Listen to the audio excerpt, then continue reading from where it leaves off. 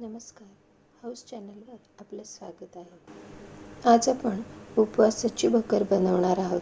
भगरीला काही भागात वरीचे तांदूळ असेही म्हणतात. इथे मी 1 वाटी भगर घेतली आहे. ती 2 वेळा अशा प्रकारे स्वच्छ धुवून घ्यायची.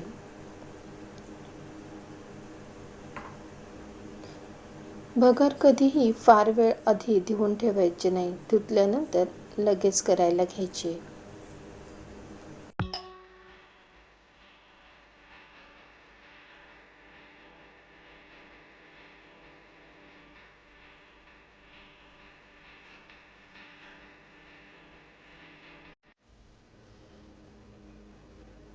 आता कढईत शेंगदाणा तेल टाकलं.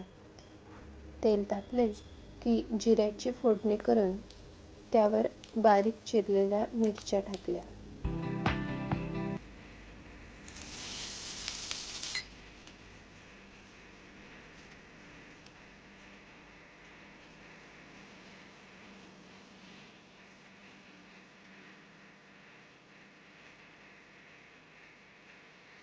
मिरच्या थोड्याशा परतल्यानंतर साल काढून फोडी केलेला 1 बटाटा फोडणीत घातलाय.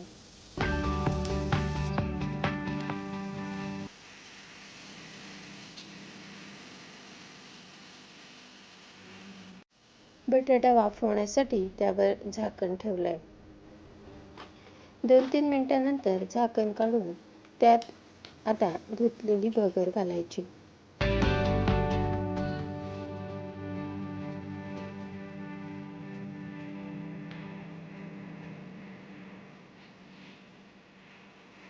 भगर आणि फोडणी व्यवस्थित परतून घ्यायची.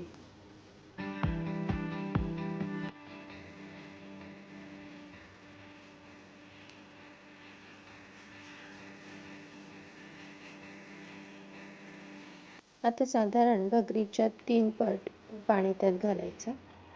चवीनुसार मीठ टाकायचं आणि पुन्हा झाकण ठेवून भगर शिजू द्यायची.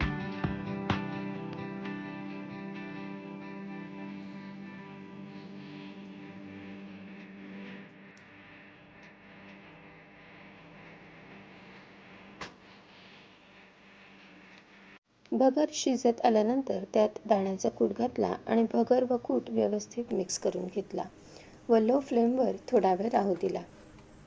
ही भगर दही किंवा ताकाबरोबर खाऊ शकता किंवा नुसतीही खाल्ली तरी छानच लागते. कशी वाटली तुम्हाला ही रेसिपी मला नक्की सांगा आणि आवडल्यास लाईक करा, शेअर करा आणि चॅनलला नक्की सबस्क्राईब करा. धन्यवाद.